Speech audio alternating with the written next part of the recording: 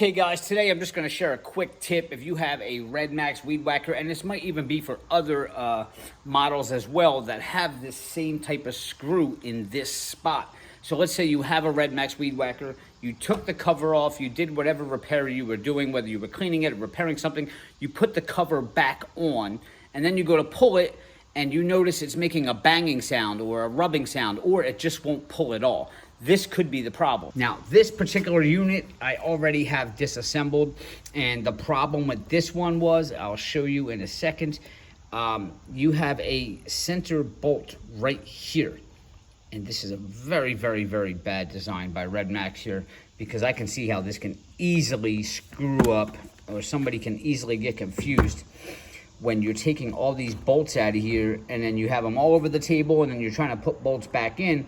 But if you put the wrong bolt in here, this is why your Weed Whacker is either A, not starting, or B, making a really weird noise. So we're gonna back this screw out of here.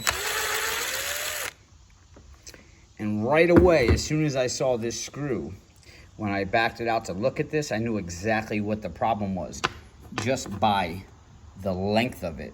So we take our plug off here, lift this up.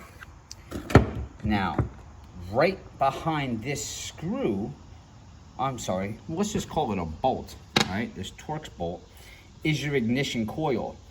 Now, when you take all of these bolts out of here, around here, and then you go put everything back on, you might take the wrong bolt. The bolt that's supposed to be here is a short one, but if you take this long one, this is what happened. It went all the way through, and look, it went right into the ignition coil. And that was, it jammed up the coil, and you couldn't even pull the Weed Whacker. The flywheel was jammed against the coil. Now, this has happened before where you can pull it, but yet when it's running, you hear a grinding noise or a really loud noise. That's probably what you did. You probably drove the wrong bolt in, and it went right into the coil. The bolt that's supposed to be there, again, is probably half this size, and it will not go all the way into the coil, but it'll be enough to hold your cover on. And if that still doesn't fix your problem, if you search my channel for RedMax, I have a bunch of videos. There's actually one in particular that goes through all of the different problems that you might have with your Weed Whacker and how to fix them.